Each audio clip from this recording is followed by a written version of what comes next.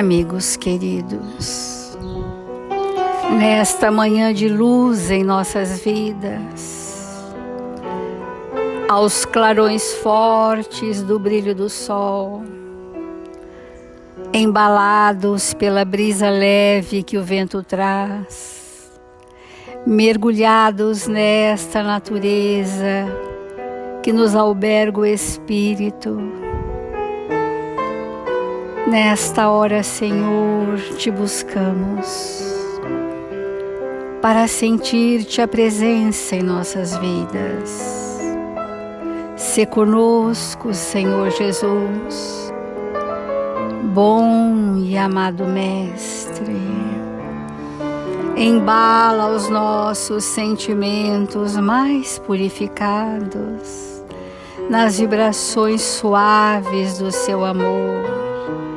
E dá que possamos estar nessa psicosfera sublime e sentir a presença dos seus mensageiros, nossos amigos espirituais, responsáveis por este Evangelho, que vem ter conosco para insuflar em nossos corações as vibrações do bom ânimo, da coragem, da fé.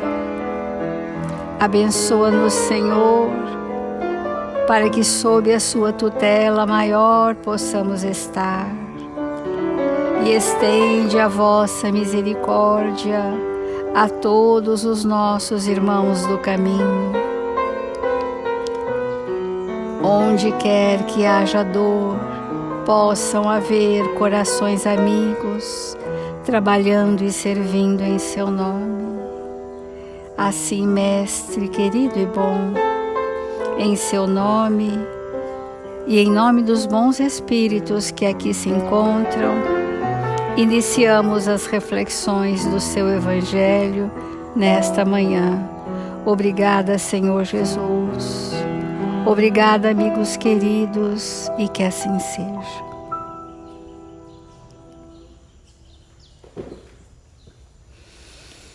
Nós estamos no capítulo Não se pode servir a Deus e a Mamon. Não se pode servir a dois senhores. E o exemplo feliz de um dos grandes discípulos de Jesus é Zaqueu.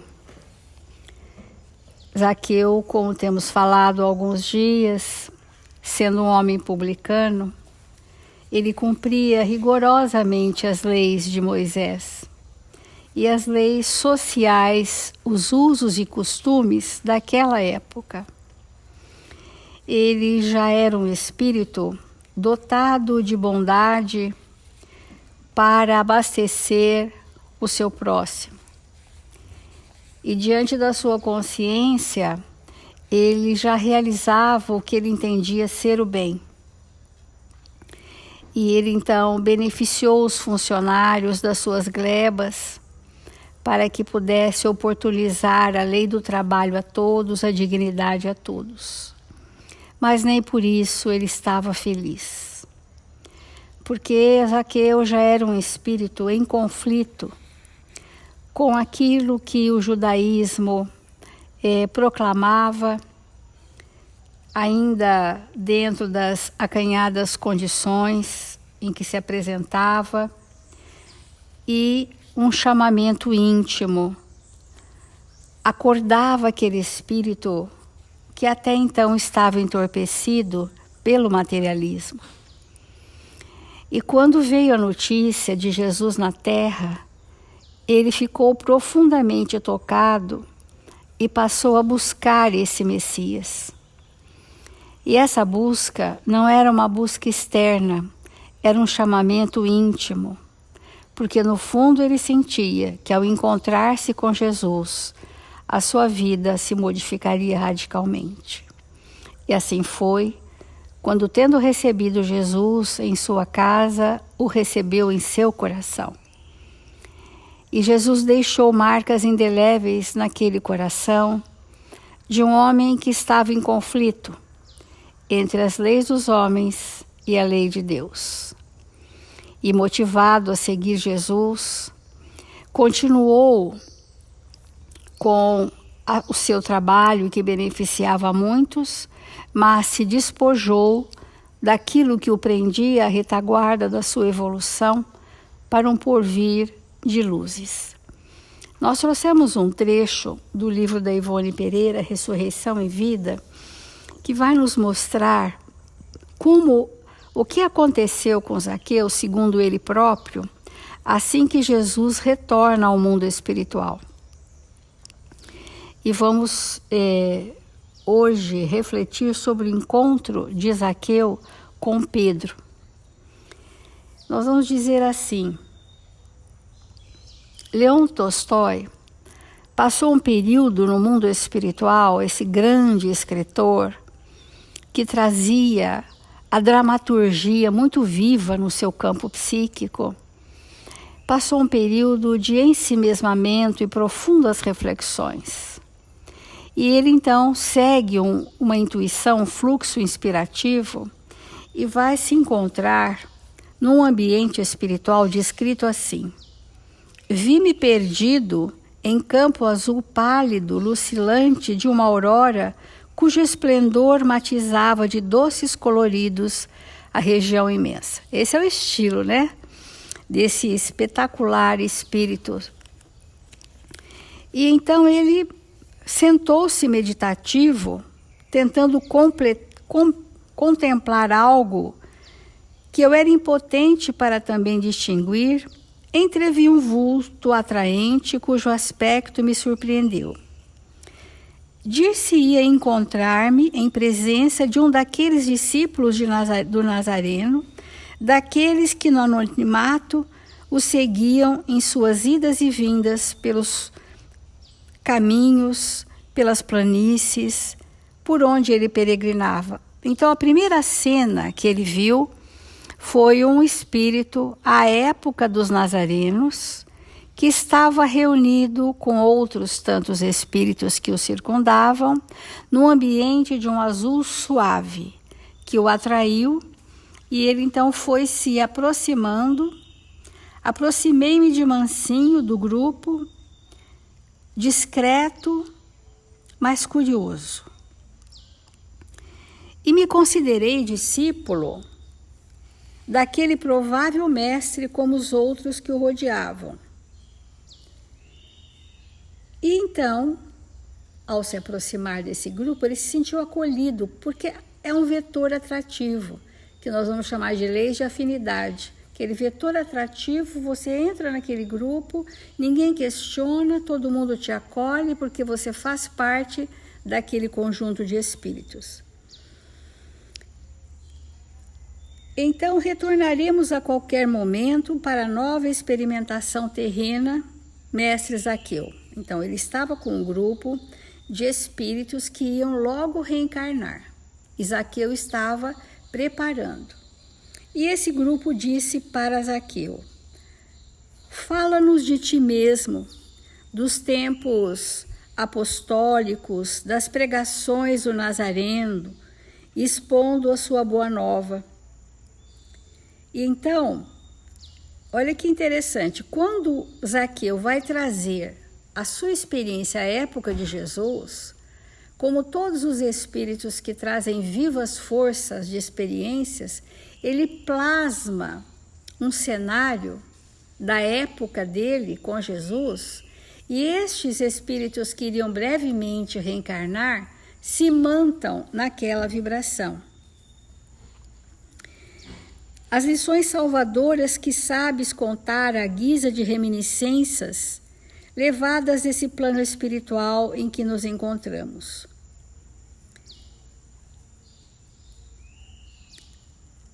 Quando Leão Tolstói ouve isso, ele fala: Zaqueu? Mas seria aquele que subiu no sicômoro quando o Senhor entrava em Jericó para vê-lo passar? Seria aquele em cuja casa Jesus se hospedara, que ofertara ao mestre um festim enquanto o reino de Deus fora mais uma vez ensinado aos de boa vontade entre os convivas? Seria possível mesmo que eu me encontrasse em presença de um espírito que fora publicano ao tempo do Senhor na Judéia, que viesse a conhecer alguém que por sua vez houvera conhecido Jesus Cristo?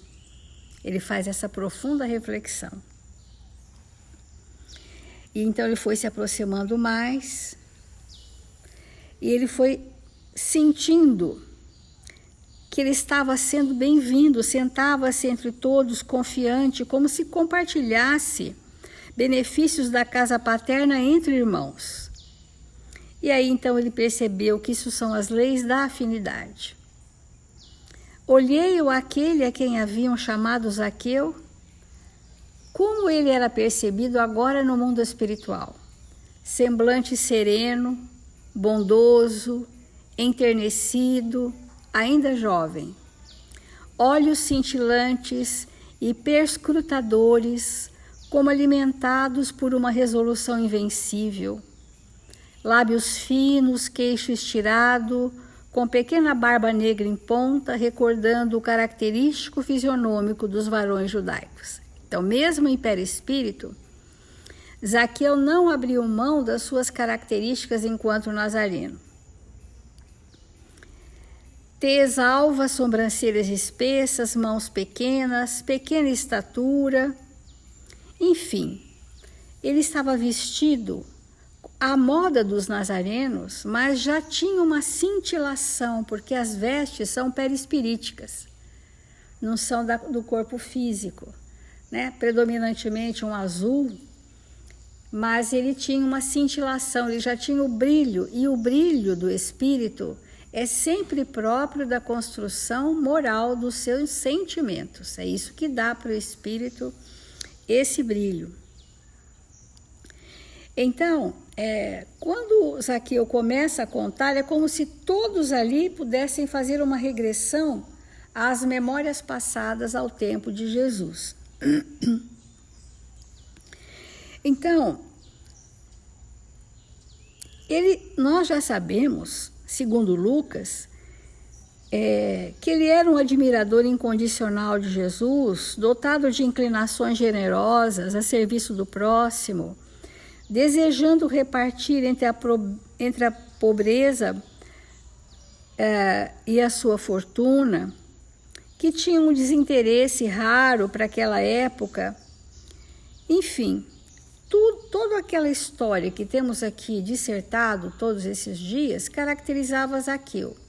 Mas Zaqueu tinha esse lado bom e não tinha, às vezes, tido ainda esse encontro com Jesus para que ele fizesse a sua conversão e fizesse do restante da sua existência na Terra uma existência pautada no discipulado com Jesus.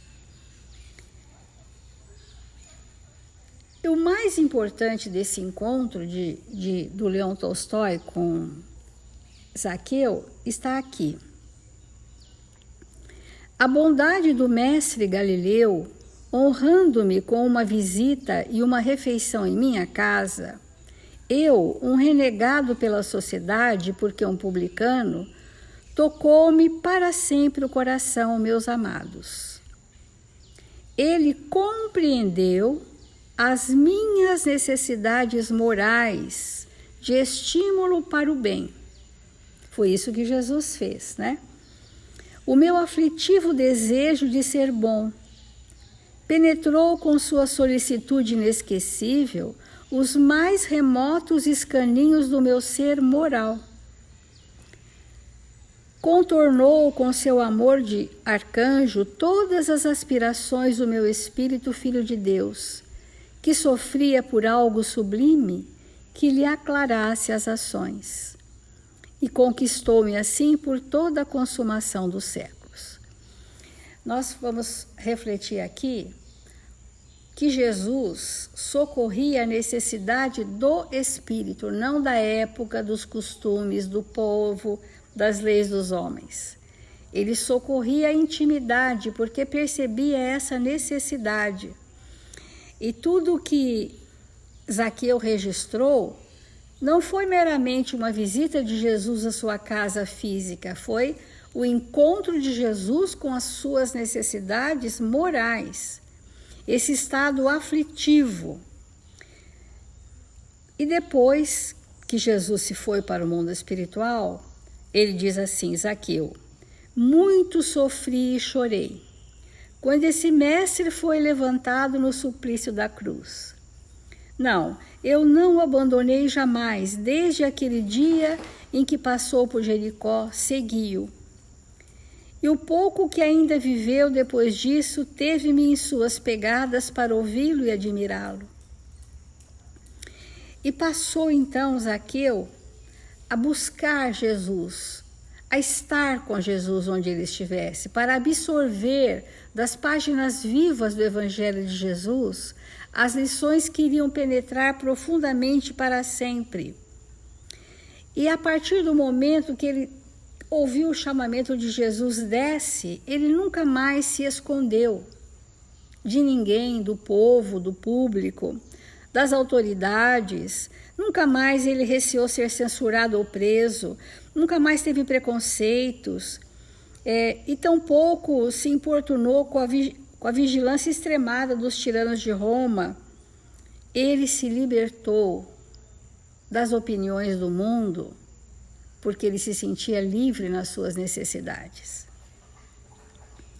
Achava-me bem visível, disse Zaqueu, entre o povo, transitando pelas ruas, embora ignorado, humilhado pela minha condição de funcionário romano. Isto é muito importante. Por que será que Zaqueu precisou se sentir ignorado e humilhado? Porque só essa condição é que quebra a soberba do farisaísmo, dos publicanos, dos homens que, embora cumprissem as leis dos homens, se sentiam superiores aos seus irmãos, cuja fraternidade legítima ainda não havia instalado no seu campo dos sentimentos. Então é muito importante nós entendermos que passar onde ele ia, ele não era visto, não era registrado, e quando era registrado era desdenhado, e muitas vezes fora humilhado. E isso foi um bem grande que ele recebeu. Isso é um bem, porque para que o espírito se torne humilde, ele precisa reconhecer a sua pequenez. E muitas vezes esse estado coletivo que o rejeitou, que o rechaçou, que o humilhou, foi o grande bem na sua vida.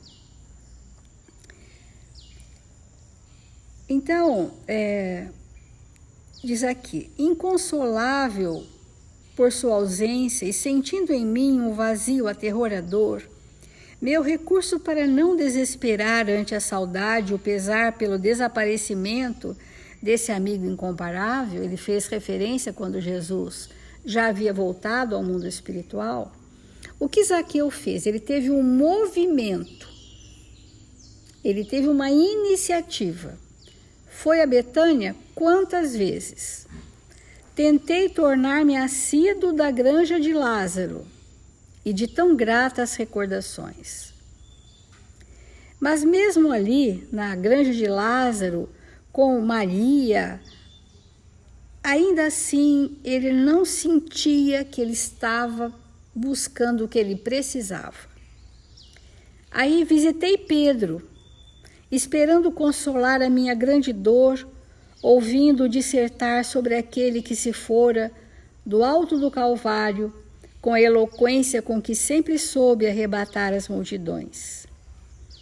Perlustrei choroso e desarvorado as praias de Cafarnaum e de Genezaré, sem saber o que tentar em meu próprio socorro, mas esperançado de que os irmãos Boanerges, filhos de Zebedeu, me compreendessem e adotassem para discípulo do seu bando. Mas nenhum deles sequer prestava atenção em minha insignificante presença. Ele buscou, mas ninguém o notava. Isso é um bem, porque ainda estamos esculpindo, em nós a questão da humildade, do anonimato, do bem discreto. Porque muitas vezes o bem dos materialistas é o bem para que o outro me perceba como bom e não para que o outro seja beneficiado.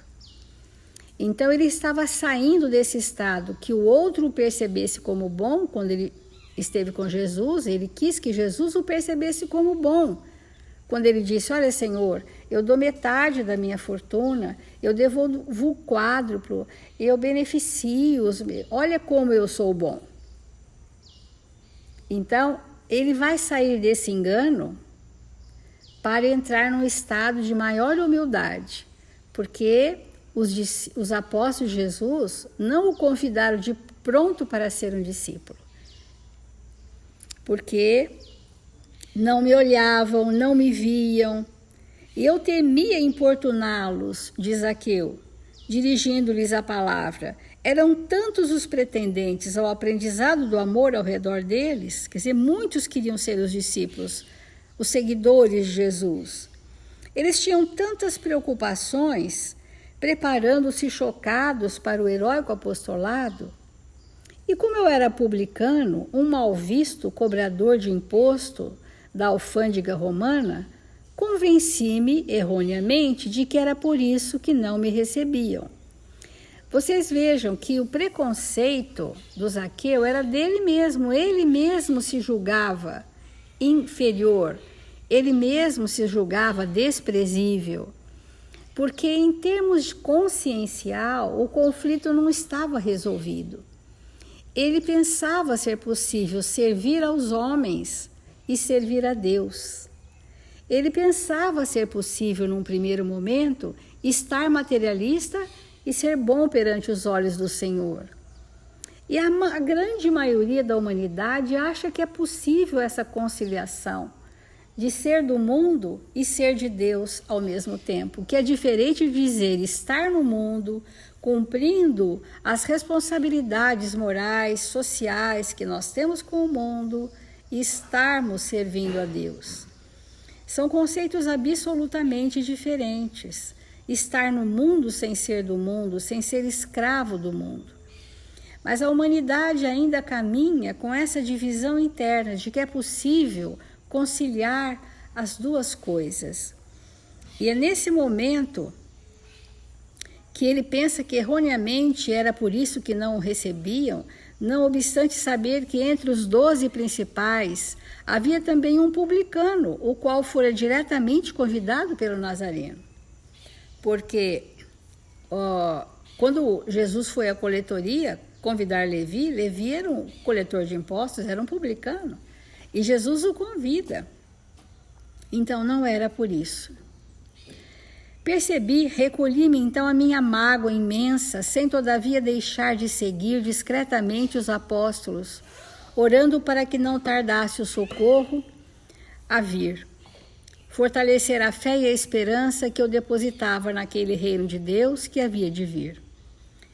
Então, ele não desanimou, mas ele buscou e levava aqueles abalos, né? Aquilo o abalava profundamente. Ele fica magoado, ele entra em conflito, ele busca, ninguém o percebe, ele não desanima, ele segue, porque ele estava no processo de sair de um tormento para entrar num conflito existencial e tomar a decisão mais significativa do seu processo evolutivo, que era seguir Jesus. Então,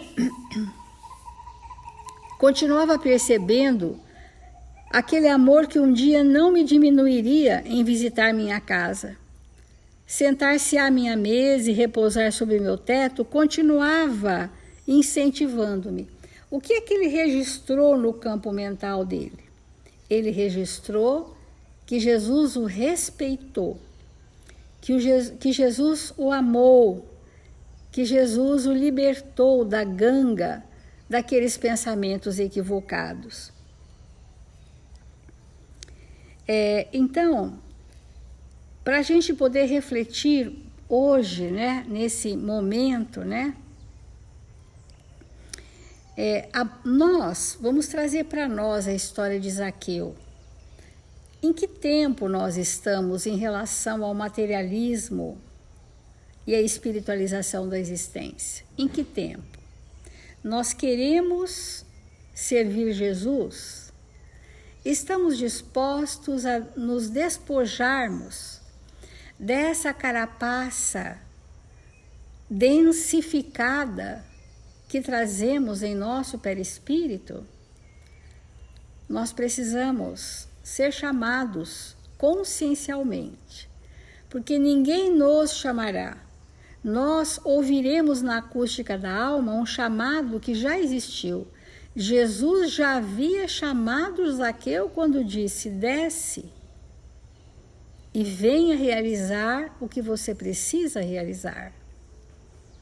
Mas Zaqueu ainda estava num tempo de absorver os ensinamentos de Jesus. Então, quando ele estava com os discípulos de Jesus, com os apóstolos de Jesus, ele absorveu toda a história do cristianismo. Ele absorveu nas falas desses apóstolos todos os ensinamentos. Ele só não sabia como ele iria pôr em prática aquilo que ele já sabia. Porque somente no momento em que nós colocamos na experiência do dia a dia aquilo que milenarmente nós já sabemos, é que nós vamos estruturar a fé, fortalecer a vontade, e essa vontade vai servir como uma alavanca propulsora da ação transformadora que viemos realizar. Então,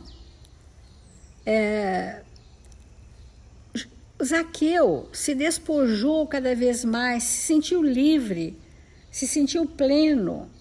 E também, pelo valor do trabalho que ele já possuía, mesmo se ele não tivesse bens materiais, ele falou: olha, eu conheço bem as letras, as matemáticas, falo grego, e falo latim, eu posso ensinar línguas para as pessoas para sobreviver. E se ninguém quiser saber de aprender idiomas, eu posso me apresentar na construção, eu posso erguer uma... Então ele se prestou a serviço simples, sem medo, porque o que ele precisava era sobreviver dignamente com o suor do próprio rosto, mas o compromisso existencial que ele trazia era o compromisso de servir Jesus.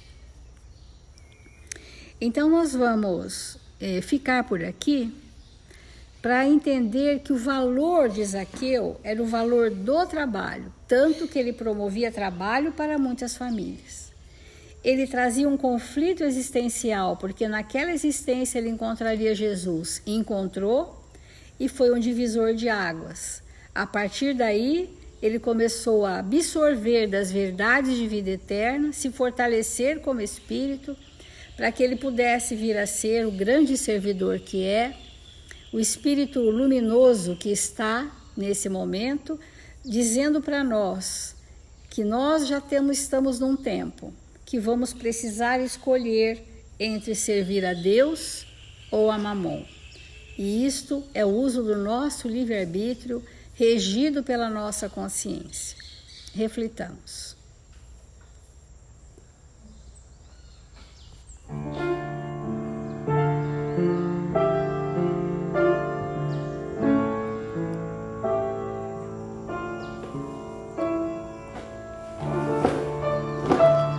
Senhor Jesus, bom e amado Mestre, nesses tempos em que estamos sendo convidados a um mergulho íntimo, relembramos a figura grandiosa e simples de Zaqueu, para sinalizar para a humanidade da Terra a possibilidade de rompermos os grilhões do materialismo, para sermos definitivamente fraternos, justos, bons, para aprendermos a servir em nome de Jesus. Que as nossas mínimas possibilidades estejam disponibilizadas para ofertar com singeleza a todos aqueles que nos cruzarem o caminho em cada dia da nossa jornada na Terra, para que ao final de cada dia estejamos confiantes e felizes por termos esgotado as nossas possibilidades de doação, de servir, de externar compaixão e piedade, Senhor. Socorre a nossa pequenez e infunde em nossos corações, a cada dia mais, as vibrações da esperança. Mestre, amigo, pedimos humildemente, Senhor, que as caravanas socorristas arregimentadas pelo vosso amor estejam com a humanidade da terra, socorrendo e amparando, para que todo esse processo necessário se faça de forma suave e suportável para todos nós.